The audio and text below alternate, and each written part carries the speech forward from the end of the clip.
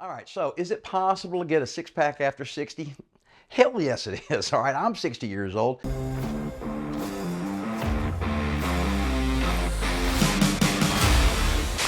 Hey guys, Mark McKill here with Live Anabolic, and today I want to talk to you about how to get a six-pack after 60.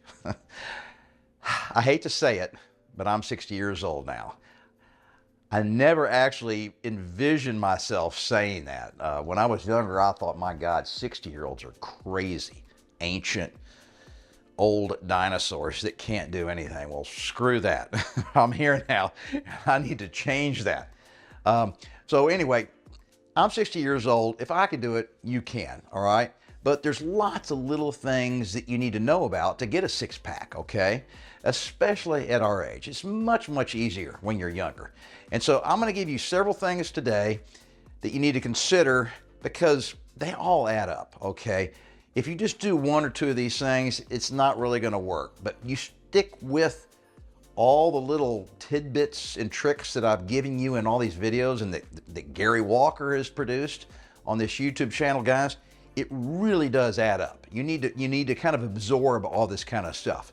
All right, now, before I get to some really great exercises today, I want to also talk to you about a free resource that we're just started doing. All right, so there's a link below this video in the description. Click on that. You need to check it out.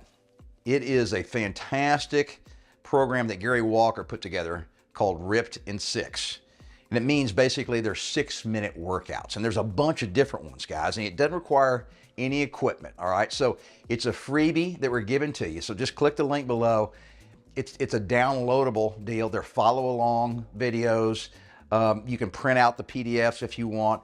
And it's just a great free resource, all right? Just like this YouTube channel is free and our Facebook group is free. Take advantage of this stuff, guys, because I promise, like I said earlier, you know, it all adds up, all right? So you just can't do one or two of the things that Gary and I talk about if you really want to get a six-pack. You can definitely do one or two things and get in better shape, but you're not really gonna reach your goals, okay?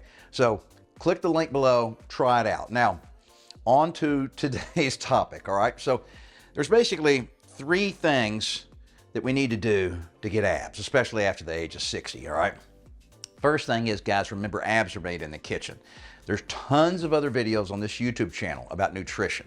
Just type in nutrition with that little search feature in the top right-hand corner. It looks like a little magnifying glass. And then Gary and I have tons and tons of videos about nutrition, all right? So food is critical, okay? The other thing is, guys, you have to live your life day in and day out when you're trying to lose fat in a caloric deficit, meaning you just got to be burning more calories than you're consuming, all right? So, you know, there's 2 sides of that equation. There's the consuming side, that's the nutrition that I just mentioned, but there's the burning calorie side, and that's all the other things that you do in your daily life, okay? The exercise that you do, or in many people's cases that you don't do, right? So you got to be in a caloric deficit. And then the third thing is, and this is part of the caloric deficit, is you need to add some cardio to your weekly workouts, daily, weekly, all right? And the Ripped in 6 workouts that I mentioned a minute ago are a great way to add cardio because it burns a lot of calories and it makes it easier to basically live your life in a caloric deficit. Now, eventually you're gonna reach your goals, all right? And now I don't have to do the caloric deficit thing. I'm kind of just trying to break even, guys. And once you get to that point, God, life gets so much easier. So please, please, trust me, you gotta stick with it. And once you reach your goals, man, then you can just put it on cruise control and it's much better. All right, so 4 great ab exercises. And of course, down on the ground, all right? Because most of these, 3 of the 4 are gonna be down on the ground. So the first one is called a plank with a rotation. So guys, we're just gonna get in our normal kind of plank position on our hands. This is not an elbow plank. So basically, it looks like I'm in a push-up position, right? That's what a plank is.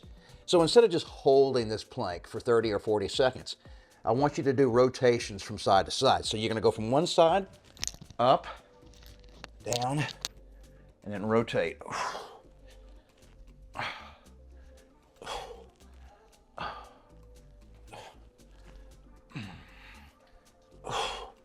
And just kind of do it nice and steady and slow. You don't have to do it real fast. And look at the spacing on my feet, guys. So my feet aren't real close together because you need kind of a wide base to keep your balance when you're rotating from side to side.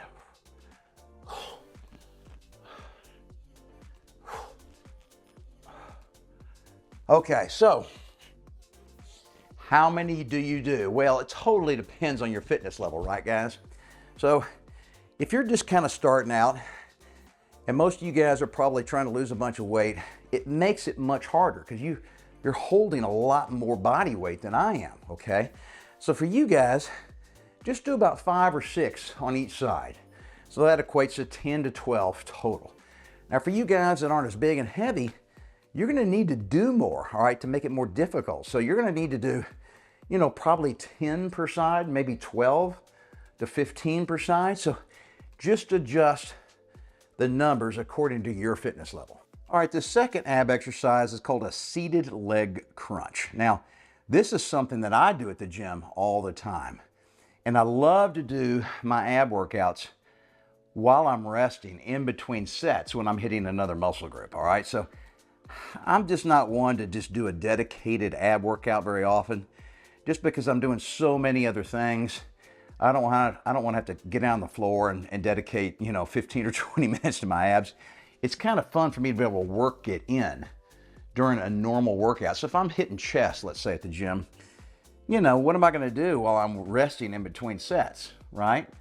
Doing some of these abs exercises are a great way to do it. Now, for you guys, you may want to do these 4 exercises as a dedicated ab workout. And that's just great, all right? Because you can do it anywhere. There's no equipment required. You can do this in your hotel room if you're traveling. But if you're looking for a way to kind of get more done in less time, doing these 4 ab exercises in between sets while you're resting is a great idea. All right, so boom. Typically I'm doing this on a bench at a gym, but you can do it on a couch or a chair or anything. So guys, so it's just this, all right? So you just bring your knees up, crunch, and then out. Up. And when my legs go out, look how I have to kind of lean back a little bit here, guys. So I'm balancing myself pretty much on my butt right here on the edge of this sofa. Now, as I bring my knees in, I crunch with my upper body forward towards my knees, and then I lean back, and then crunch, lean back. And you can put your hands out here to help with the balance.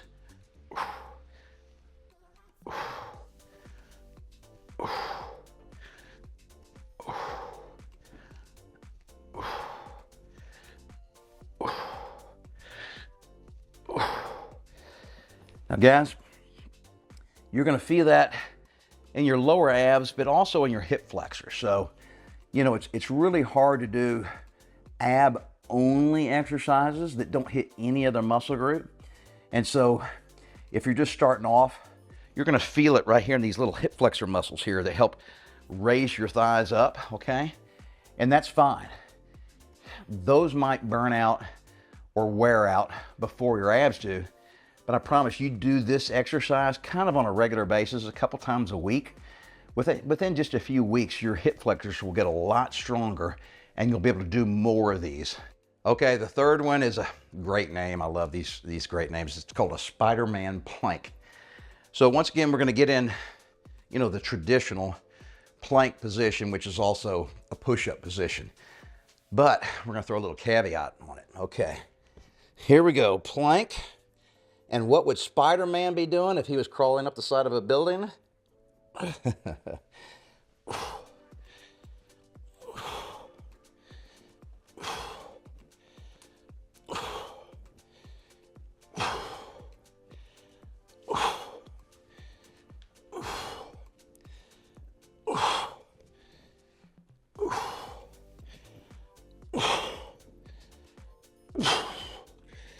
So guys, just like everything else, the number of reps to do is going to really vary according to your fitness level, okay? Some guys might only be able to do 3 per side and then wear out. That's great. Take a breath and then do another set. Some guys are gonna be able to do 10 a side, right? Just totally depends on you, and typically the lighter you are, the easier it is to do a lot of these exercises. Okay, so the fourth and final exercise, guys, is called a bicycle cross crunch. And this is another one of my favorites.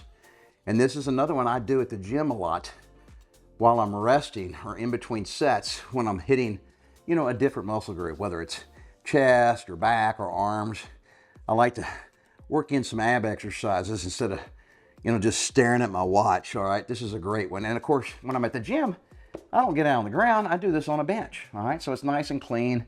You're up in there, but works just the same on the ground as it does on a bench. All right, so basically, fingers on your temples. Do not lock your hands behind your head. All right, just right here. All right, and we're just going to bring your knees and feet up, and I'm just going to pretend like I'm pedaling a bike, and I'm twisting my torso, and I'm touching one knee with my off elbow, and then back to the other side. You don't have to go fast, guys.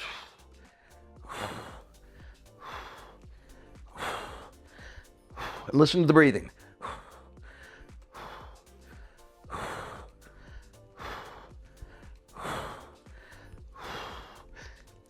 And that, guys, I really feel that in my lower abs and also in your obliques, all right, the muscles on the side of your rib cage because of that twisting motion.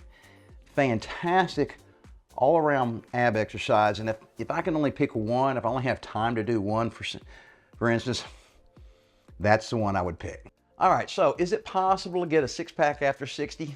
Hell yes it is, all right? I'm 60 years old, but you gotta do lots of little things, and you gotta do them for a long time. Just a few weeks ain't gonna do it. You gotta stick with this stuff month in and month out, and eventually you're gonna reach your goals. But you have to stick with it, guys, and never give up on yourself.